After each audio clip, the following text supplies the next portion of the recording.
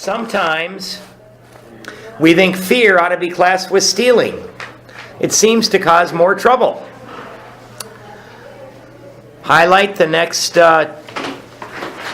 2 lines. Let's make it 4 lines. We reviewed our fears thoroughly. We put them on paper. Okay, so these are more instructions. We reviewed our fears thoroughly. We put them on paper, even though we had no resentment in connection with them. Most of mine, of course, I did have resentment in connection. And then here's another instruction. We asked ourselves why we had them. Wasn't it because self-reliance failed us? You can stop highlighting there. So next to wasn't it because self-reliance failed us, you can write cause of fear. Cause of fear. Right? So, what does that mean? That means I'm doing all I can, right? All I can to save my job, my marriage, my freedom, but I still might lose it. Right? Self-reliance was good as far as it went, but it didn't go far enough. Some of us once had great self-confidence, but it didn't fully solve the fear problem or any other. When it made us cocky, it was worse. Perhaps there is a better way. We think so. Highlight the next sentence. For we are now on a different basis, the basis of trusting and relying upon God. So next to that, we're going to write third step. Third step. We trust infinite God rather than our finite selves. We are in the world to play, highlight to the end of the paragraph, the role He assigns. Just to the extent that we do as we think He would have us and humbly rely on Him, does He enable us to match calamity with serenity. That's a big one. Next to that, we're going to write 4-step promise. So matching calamity with serenity. So one of my sponsees, Eric, the guy the wife that was cheating on him when I ran. By the way, I've got his permission to do all. He says, "You talk about me," and he would, if he was here, he would be talking about himself. But Eric sobered up. Right, we worked the steps. He got sober, and he lost the obsession to drink. In sobriety, he ended up divorcing this woman that he loved deeply. Divorced her. In sobriety, Eric got cancer. He was sick. He was sick and they couldn't find out what was going on. Finally, they figured out that he had cancer. He couldn't work, so he lost his job. Right? He's divorced. Now he can't work. He lost his job. He lost his house. Right? Oh, it gets better. The doctor made a mistake on his paperwork, saying that he could work if he wanted to. This guy was sicker than a dog. He didn't get Social Security for years. So now here Eric is, broke and homeless. Wife's gone. He's got cancer, right? So, sexual stuff doesn't work, right? All of the fears that would kill me, right? They would kill me. And yet when I say, "Eric, how are you doing?" he says, "I've never been better." Now, how the hell can that? That is matching calamity with serenity. Ostensibly, he's my sponsee, but I got to tell you guys, I go to him when I need help because I've never seen anybody like him, ever. So he's matching calamity with serenity. He says, "I've never been doing better." And you know what? When he's in town, he lives with me for free. And when he's out of town, he lives with me. He's doing just fine. And finally, after 3 years, he did just get his Social Security coming in. So that's a perfect example of matching calamity with serenity. All of the fears that would destroy any normal person, this guy had such a good relationship with God and had his instincts under control that he was okay. We never apologize to anyone for depending upon our Creator. We can laugh at those who think spirituality the way of weakness. Paradoxically, just go ahead and highlight to the end. Paradoxically, to the end of the paragraph, it is the way of strength. The verdict of the ages is that faith means courage. All men of faith have courage. They trust their God. We never apologize for God. Instead, we let him demonstrate through us what he can do. This is the fear prayer, this next one here. We ask him to remove our fear and direct our attention to what he would have us be. At once we commence to outgrow fear. Okay, so next to we ask him to remove our fear and direct our attention to what he would have us be, write fear prayer. That's the fear prayer. So you guys try this. Try it. Whenever you're experiencing a lot of fear, say, God, please remove my fear and direct my attention to what you would have me be. Not what you would have me do, but what would you have me be? Right? And then that last little part, at once we commence to outgrow fear. Next to that, write 4-step promise. There's another little 4-step promise there. So we're going to write just a couple of things. We're going to write, fear blocks us from our talents. Fear blocks us from our talents. If we let the fear control us, we're not going to do stuff, and we're not going to figure out what we're good at, or we're going to be shy from using our talents. So fear blocks us from our talents, right? So just that little bit. And I used to think, hey, men of faith, they don't have any courage. They've got faith. They've got so much faith in God that they don't need any courage. And that's absolutely not true. That is not true, because do you know how much faith God gives us to do the job? He gives us just barely enough to walk through our fear. Barely enough to do what we need to do. We're still afraid, but he gives us just enough to do it anyway. So yes, men of faith and women need courage. They have courage, right? Because we get just enough. So let's see if I got any notes left here, and then we'll run a few columns. So fear, by the way, fear keeps us from doing things we know we should do. And fear keeps us doing things we know we should not do. Right? I don't even know where this is, but I think it's in the 10th step. Show me what it would be like to cease fighting anyone or anything. That's one of the promises we get. One of the biggest fears, by the way, that I think all people live with, I certainly did and still do sometimes, one of the biggest fears, age-old fear, when people find out who I really am inside, they're going to reject me, or she's going to reject me, or whatever. And they won't like me, right? Well, that fear is crap. That is not true. Right? That fear has been controlling and dominating us and preventing us from doing stuff. That's simply not true. Right? When people find out who you really are inside, they're probably going to like you and they're going to accept you. But our heads are telling us something different. So fears are going to revolve around one of the following things. Okay? I'm not going to get something I really want. Let's write 1, 2, 3. I'm not going to get something I really want. And you can write it anywhere, paper, what.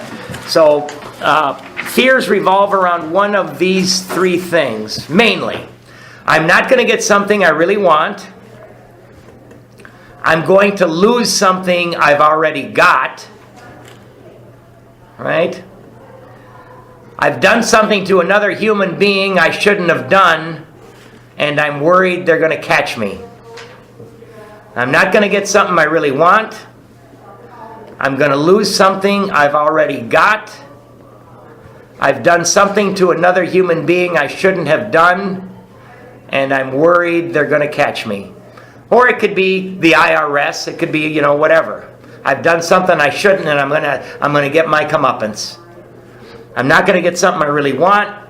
I've done something to another human being I shouldn't have done, and I'm worried they're going to catch me at it. Now there are obviously, guys, there are, just like there's good resentments, there's good fears. There's good fears. I'm afraid of the dark, so I'm not going to be running full speed through somebody's backyard when I can't see, because I can't see at night.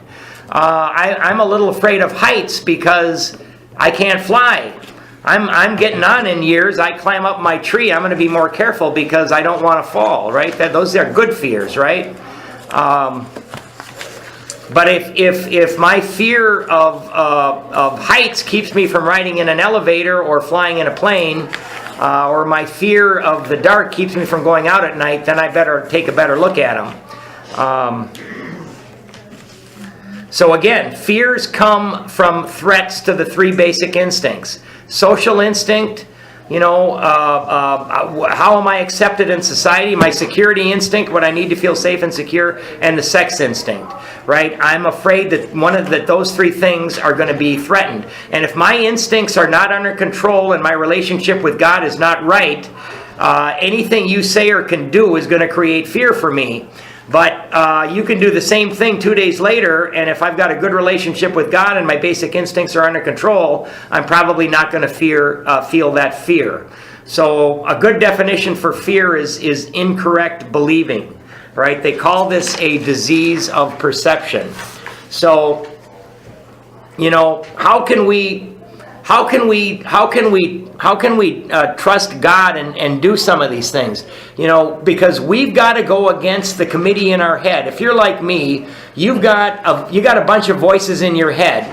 And my head always tells me that if I'm going to do these steps, and I'm going to do what my sponsor wants me to do, and I'm going to go make these amends, and I'm going to fix my mistakes, it's going to tell me that it's going to come out really bad. It's going to come out really bad, and it's going to be way too painful, so it's better for me to be safe and to hide than to go do these things. That's what my head tells me to do, right? And I got to tell you, when you're on your deathbed, you talk to somebody who's on in years, right? That person is not going to be sad about the mistakes that he made in his life. What that person is going to regret is the things that you did not try because of your fear. Right? So we're letting that committee in our head tell us that it's going to come out bad before we even do the damn stuff. And this is particularly true when we do our 4th and 5th step and when we do our 8th and 9th step, right? So we've got to have faith. We've got to have faith in God that things are going to come. And, and people are, well, what does that mean? Well, let's say that you're at a circus and you see the trapeze artist, and he's up there and he's got a little wire, right? And he's got a wheelbarrow, right? And the guy is, you look at him and you're sitting with your friend and you say, he's going to be just fine. He's professional. He's going to be able to walk across that tightrope with that wheelbarrow and he'll be just fine. I think he'll make it, right? Intellectually. The faith is that you get up there and you hop in that wheelbarrow, right? We've got to have that kind of faith when we go through and we do these steps, that these things are going to work out good for us, right? Very important. So you're living in hell when you're scared to death that you're not going to get something you really want, and through dishonesty, conning and manipulating, you get that thing, and then you're scared to death that you're going to get caught, you're going to lose face, and you're going to lose that thing anyway, right? I mean, I didn't have, before I did these steps and had God, my life, I went after money, property, prestige, sex, booze, drugs. That's all that I had. And I cheated, lied, conned, and I knew right from wrong, right? I knew right from wrong, and I was afraid I was going to get caught, right? So I was full of resentments, I was full of fears, and then I had that guilt, shame, and remorse because I knew what I was doing was wrong. So again, when we do our fear part of the inventory, many of the names and institutions are both going to be on the resentment and on the fear list, right? So again, my sponsor said, there's 2 things about prayer, John, that you've got to do. And I said, well, what are those? He said, you've got to start and you've got to continue. And he explained to me that every time I prayed, it was going to change me just a little bit, right? And over time, courage and faith is going to replace my fear. So again, we're going to do this fear inventory, and I'll run a couple of columns too, but we're going to do the fear inventory just like we did the resentment inventory. We're going to list all of the things that we're afraid of first. List them all that we're afraid of first, right? Then we're going to list the cause. Why do we have the fear? Okay. Then we're going to take our definition sheet. Once these are done, and we're going to go across reading each definition, we're going to see how this fear affects what part of self, right? How it affects all of our basic instincts. And then, again, when we get over here, we're going to look at the exact nature of my wrongs in this fear. Right? Why? What is the exact nature of my wrongs in this fear? And what is it making me do?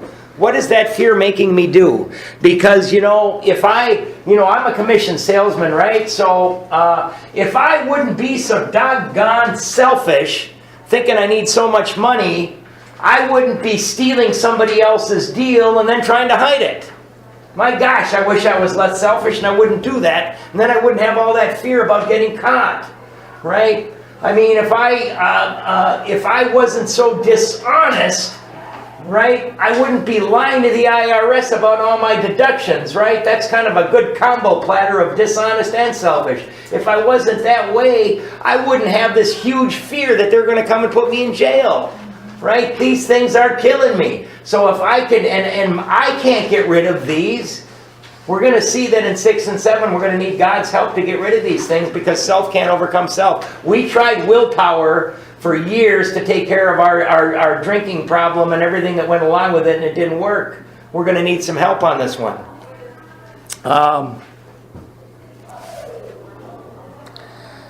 And again, what's going to happen when we do this? 95% of our fears are going to go away.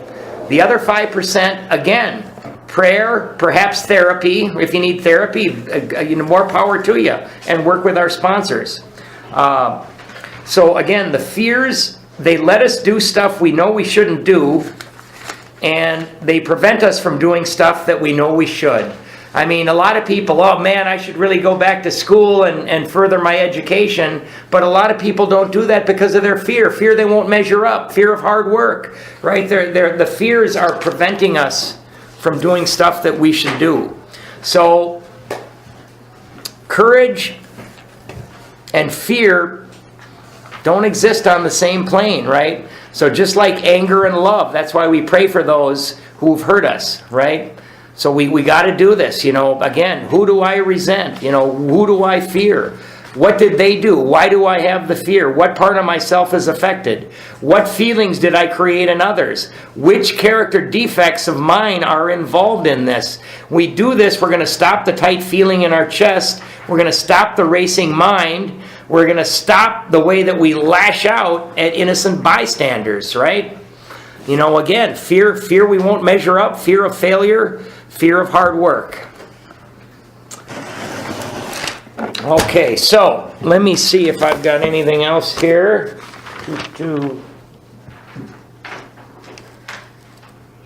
Again, I just can't tell you guys that when I was going through this process, the fear in my head, man, I don't die. This fourth and fifth step isn't going to work out good. It's gonna. I don't think I should do it. It's not gonna be good. It's too scary, right? That's what my head told me. But my sponsor said, "Damn it, John, you do it anyway," right? And I did it. And we're not there. We're not going to worry about it. But the 8th and 9th step, oh my God, going and making that amend. Oh, that isn't going to work out good. My sponsor, no, it's not going to work out good. You know what? Everything worked out good. I just have to have faith. And when we do these things, despite our fears, our faith starts to grow, and we actually start to jump in that wheelbarrow a little bit more, right? Facing the mistakes we have made in our life. We think it's going to be too painful, right? But it isn't. We stay safe and hide, we're in trouble. So let's run a quick fear column here. Oh, let's see here. Oh, what's a good one? My boss, I was always afraid that I was going to get fired. Whatever job, particularly when I was drinking, and even more so in my early sobriety, because in my early sobriety, I was stark raving sober, man. I couldn't control, I was blowing up at people, and I wasn't working these steps, so I was still selfish, dishonest, self-seeking, fearful, and inconsiderate. And I thought I had a big fear of my boss, right, that he was going to fire me. So remember, I had resentment at my boss because he put me down in front of other people. He was getting bonus checks I thought I deserved, right? now I've got a big fear of him, and I was afraid that he was going to fire me. We're also going to see that he's on my harms list, right? Because I would put him down in front of other people, and I would try to throw a monkey wrench into things that he was doing. So he's on all three lists. So my boss, that's the guy I'm afraid of. Why? Because he's going to fire me, or he can fire me. So let's take a look at our sheet again. How does that affect my social instinct? Your natural tendencies or feelings from birth having to do with people as a group with interests in common. Self-esteem, what we think of ourselves, high or low. Well, my God, this guy's got the power of God over me. That doesn't do very well for my self-esteem. One word from him and I'm out in the street. How does that affect my personal relationships? Our relations with other human beings in the world around us involves a third party. Do not use person from column 1. So I'm not going to use my boss, only others around us. So did my fear of getting fired affect my personal relationships? Well, you bet it did, man. I'm talking to people about, what a lousy this guy, he's got it in for me. This guy's got it in for me. He's going to fire me. I would lash out. People didn't enjoy being around me. You bet it affected my personal relationships. Security instinct. Your natural tendencies or feelings of safety, freedom from danger or harm. Material, wanting money, property. Well, of course it's affecting this, because once he fires me, I'm going to be broke in a matter of a month or two, right? So it affects my material instinct. Emotional, based on our need for another person or persons. Some people tend to dominate. You bet he was dominating me. I'm going to check that one. Sex instincts, acceptable sex relations. If I got a big fear churning around in my head, I'm out on a date or I want to talk with my significant other, you bet it's going to affect that. I got that churning around in here. I'm really bad company. Ambitions. Let's go to my ambitions now. Social ambitions. Your plans to gain acceptance, power, recognition. If I think that I'm going to get fired, I'm certainly not going to put in for that raise, right? Or take that promotion. He's going to fire me anyway. Security ambitions. Your plans to gain material wealth, dominate, depends others. Well, that's certainly affected because I think that I'm not going to be with this company much longer. Sexual, again, I just better not get involved with anybody right now because I'm going to be fired and I'm not going to have any money and nobody wants to be with me anyway because I'm going to get fired. You bet that affects it. It affects all of these things, right? These fears kill us.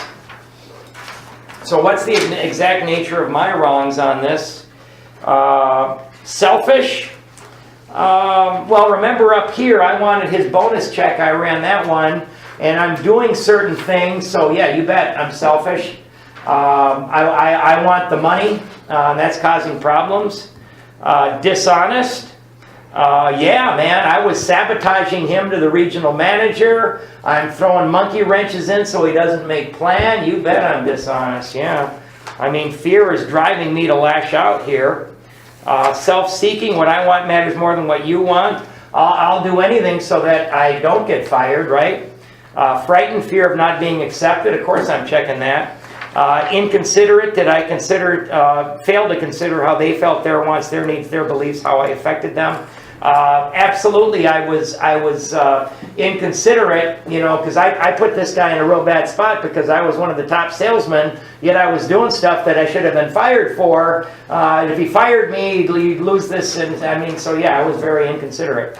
So again, man, these fears are almost as bad as the resentments when they let them get to us. So does everybody? So it's so important that we keep working on this thing. And again, everybody thinks, oh, the 4th step, it's a history of my life. It isn't that at all. It's what we're doing in the 4th step is we're looking at the exact. It is a history in the way. It's a history of the exact nature of my wrongs throughout my life, right? And because of these things, if I wasn't so selfish and wanting money so much, I wouldn't be doing the things that was pissing these people off, right? If I wasn't so dishonest, again, I wouldn't be doing all these shenanigans and then have the fears that I'm going to get caught, right? If I worried more about other people and I wasn't so self-seeking, I wouldn't be doing these things. I would be helping other people, and I wouldn't have this anger and this fear. If I could consider other people above myself,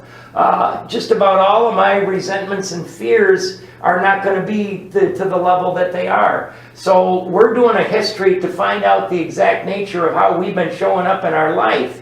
And we really need to look at this carefully, because we're going to be asking God for help in all of these areas. I mean, I would have to, at first sober up. I'd be driving home from work. I just got a nice deal, and be halfway home with like, God, that wasn't my deal. I'd have to turn around. What should I do, God? Well, turn around, go back, and go talk to the salesman and give them the order. So I would have to do that, right? And I did it with God's help, right? So I'll talk a little bit about that when I do the harms next week. So with God's help, we're gonna see if we can get these things to the level that they should be. So, does anybody have any questions in it? That I probably won't know the answer, but I'll try.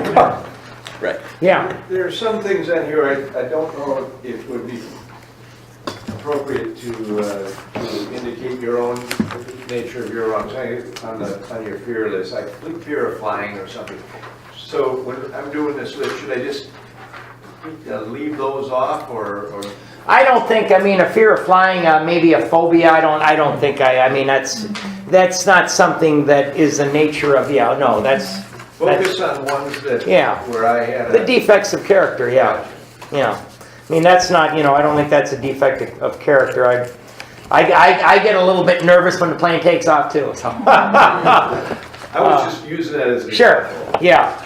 No. That's. And again, I mean, this definition sheet, because this is so important, because, and again, that's why everybody should read the 12 and 12. I'd read the step 4 and 5, because it really tells us, tells us about these basic instincts, and the basic instincts are what self is made up of, right? These doggone basic instincts. If they're at a good level, like, I mean, I look at like, I got 5 sisters, and I look at all of them, right? All of their basic instincts, every single one of them are just, I think, just completely under control, and that's why they don't have the resentments and the fears that I do, because they're not, they don't have this, and they don't go crazy here trying to get satisfaction out of life. This is where it says we can wrest satisfaction out of life if only we manage well, right? So if only I can get everybody to do what I want them to do, and I can satisfy all of these basic instincts, I'll be just fine. But that's not true. That's not true. That kind of thinking will probably get us killed if you're an alcoholic. So does the fears pretty much, it just adds to the resentment list? Is it? Well, I mean, it's a separate list, right? So just go through the process. And I mean, I didn't understand it at all, but just go through the resentments, list all of the resentments you have, why you have them, check the boxes, do that all the way down, and then go to here, and then do your fears. Do all of your fears. Why do you have the fears? Check all the boxes, and then just go through the process, right? And we're going to do next week. We're going to talk about sex and harms, and you can use some of these. They gave those handy little cheat sheets. There are more places to find them if you're having problems. But I mean, there's even fear of losing face. I mean, what if you're at work and we have all these crazy fears that make us do stupid stuff. If we make a mistake, we're afraid we're going to lose face, and we might hide that mistake and cause further harm to an employee and a customer, right? So, I mean, we got all these things that, rather than if we just go, hey, I made this mistake, let's fix it, right? That's what we've got to learn, to face the mistakes that we make, that we've made, and of course, as we progress in these steps, in steps 10, we're going to see that we once we get cleaned up, we're gonna live our life, because we're human. We're going to still make all kinds of mistakes. We're going to be making mistakes for the rest of our life. Hopefully, we're going to be making more mistakes because we're going to be trying more stuff, because we get rid of our fears. But the difference is, when we make them, if they involve somebody else, we're going to clean them up. And the good thing is when you can do something and you're not afraid to look foolish, right, you know that you've come a long way if you're anything like me, right? Because I didn't want to look foolish, right? You could never get me on the dance floor unless I was 3 sheets to the wind, ever. Anybody got anything else? Just keep working on it a little bit. And again, when you, even, you know, even if we just get the big ones out, get the big ones. We can always, when I did my first one, I didn't know what I was doing. And they assigned me that sponsor who had my same sobriety, but it helped me immensely. But then 6 months later, I did a more thorough one with somebody that had been sober 10 years that gave me a little bit more guidance. So I went back and I cleaned up a lot of stuff that I missed. But we got it. We need some relief, so let's go through and just get some of these big things out of the way now. So this is the beginning of our freedom, man. You know, and I relate it to being a, you know, I as a commissioned salesman, I mean, I would take a day off and I'd be sitting home going, that son of a bitch is going to be scooping me, and I have all these fears, and you know, now I have a day off and I enjoy myself, right? I mean, what a difference. What a difference. Get rid of this tightness. So, all right, I guess we'll end then with the third step.